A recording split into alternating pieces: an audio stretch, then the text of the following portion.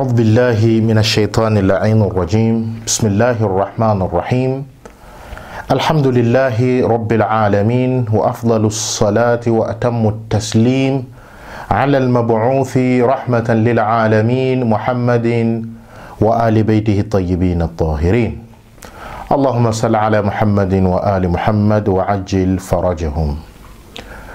Watukufu wa Islamu, nikiwa nina huzuni nzito na machungu yaliyojaa katika moyo wangu, ninapenda kupeleka salamu hizi za rambirambi kwa al-Imam al-Hujja sahib al-asr wa zaman, al-Imam al-Mahdi ajalallahu ta'ala farajahu al-sharif, kutokana na masiku haya, masiku ya majonzi ya kuondokewa na kiumbe bora zaidi katika huu ulimwengu, ambaye si mwingine bali ni mjukuu wa Mtume Muhammad sallallahu alayhi wa alihi wasallam, al-Imam al-Hussein pamoja na familia yake katika ardhi ya Karbala, tukiwa katika masiku haya, masiku ambayo yalikuwa ni mazito katika familia ya bwana Mtume Muhammad sallallahu alayhi wa alihi wasallam.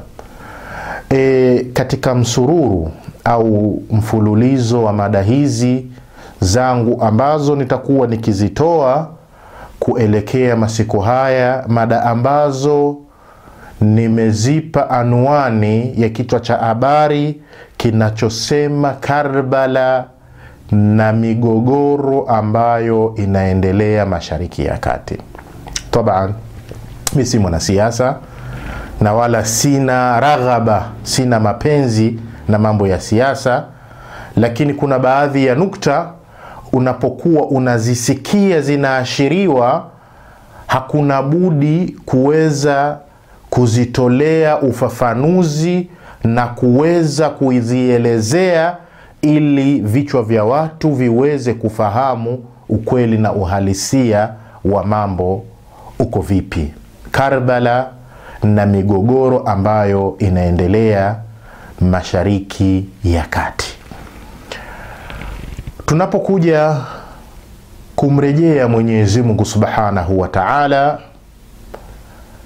kwa kuirejea Qur'ani ambacho ni kitabu chake kitukufu, Mwenyezi Mungu Subhanahu wa Ta'ala katika Qur'ani, katika suratul Baqara aya ya 11 kama nitakuwa sijakosea, anasema kuwaelezea munafiqun na sifa za wanafiq, akisema kwamba baada a'udhu billahi minash shaitani la'inir rajim, wa idha qila lahum la tufsidu fil ardi qalu innama nahnu muslihun.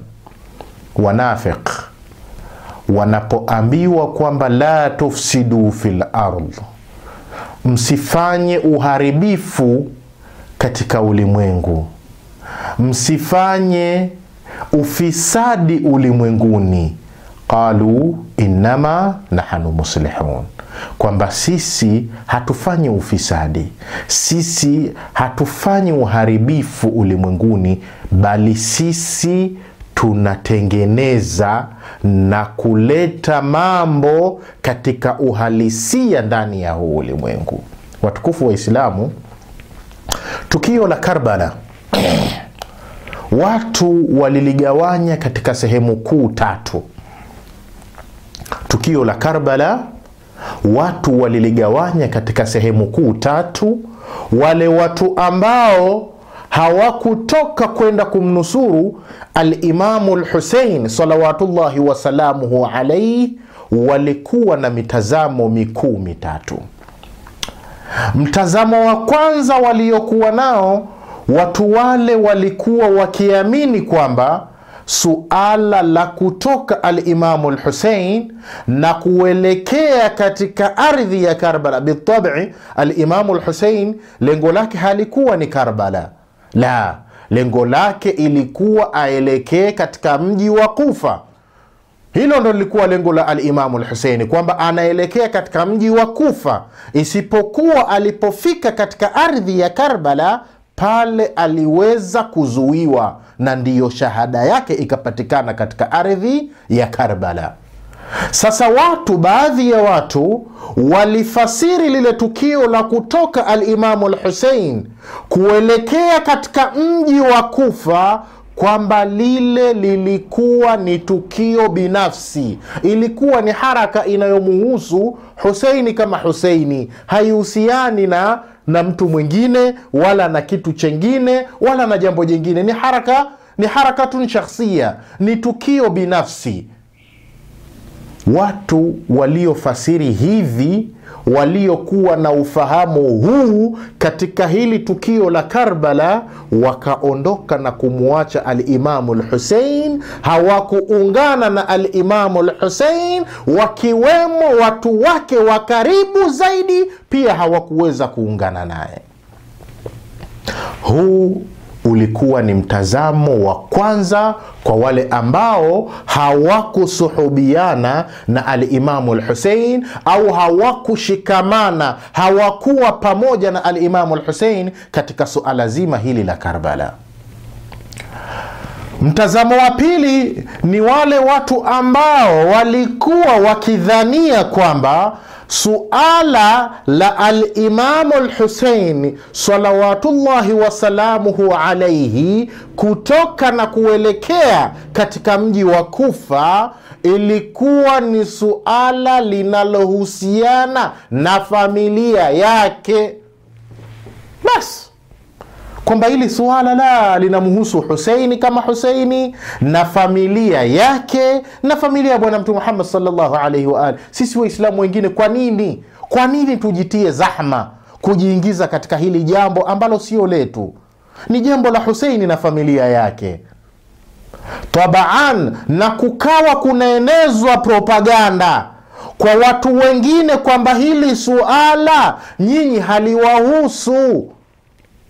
Sisi shida yetu ni Husaini, basi nyinyi wengine mtaishi maisha ya raha, hakuna tatizo. Na wao zile fikra zikawajia, wakaona kwamba hili jambo kumbe hili jambo ni la Husaini kama Husaini, halihusiani na Waislamu wote. Hapa kuna kundi kubwa la Waislamu likaweza kumuacha Husaini, akaondoka peke yake na lisisuhubiane naye katika msafara ule. Hili ni fungu la pili. Fungu la tatu ni lile ambalo lilikuwa likidhania kwamba kitendo cha al-Imamu al-Hussein kutoka na kuelekea katika mji wa Kufa, hatimaye kuzuiwa katika ardhi ya Karbala, kile kitendo kilikuwa kinamhusu Husaini na wafuasi wake. Ni Husaini tuna Shia wake wale ambao wanamfuata. Basi kwa hiyo wewe kama si mfuasi wa al-Imamu al-Hussein, ilo swala halikuhusu. Husaini na wafuasi wake ndio wenye haki ya kutoka, na propaganda zikawa zinaenezwa kwamba hili swala si suala, laisa bi amri mashru', si jambo ambalo ni mashru', bali ni jambo linalomhusu Husaini na watu wake na wafuasi wake. Na hapa hutakuta kwamba kuna baadhi ya majahil, baadhi ya majanin bado wanasema kwamba kitendo cha al-Imamu al-Husaini kutoka kuelekea katika ardhi ya Karbala, kwamba al-Imamu al-Husaini alikhalifu amri ya khalifa aliyekuwepo katika zama zake. La billahi alaik, man huwa hadhihi al-khalifa? Khalifa huyu ni nani? Khalifa huyu ni nani? Yazid, ambaye al-Imamu anamsifu kwa kusema rajulun fasiq, sharibul khamr,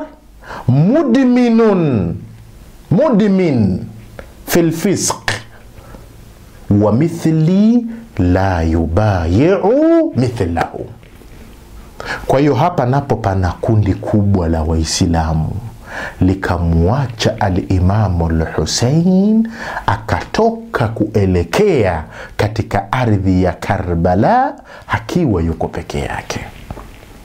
Karbala na migogoro ambayo inaendelea Mashariki ya Kati. Sasa labda tuweze kuangalia ni kwa nini mada yetu tumeipa hii anwani. Na je, Ni kipi kinachoendelea Mashariki ya Kati ambacho leo hii sisi tunaweza tukakinasibisha na suala zima lililotokea katika ardhi ya Karbala? Na hapa tabaan nilikuwa sitaki kuizungumzia hii mada, lakini kuna mchambuzi mmoja wa Kizayuni, kama ukimsikiliza yeye anasema kwamba lengo letu sisi kupigana na nchi fulani, lengo letu ilikuwa sio ile nchi. Lengo letu ilikuwa ni kuhakikisha tunaupiga vita ushia, tunawamaliza mashia waliokuwepo katika ile nchi. Billahi alaik, maneno yake yana ukweli kiasi gani? Na ni kwa nini ameyatamka maneno yale? Na kama maneno yake siyo sahihi, yana urongo wa kiasi gani? Tabaan tuwepo pamoja katika halaka zinazofuata tuweze kuangalia kwa kina zaidi kuhusiana na mada yetu hii ambayo tumeianza na kuipa anwani inayosema Karbala na migogoro inayoendelea Mashariki ya Kati. Wa sallallahu ala Muhammadin wa ali baitihi at-tayyibin at-tahirin.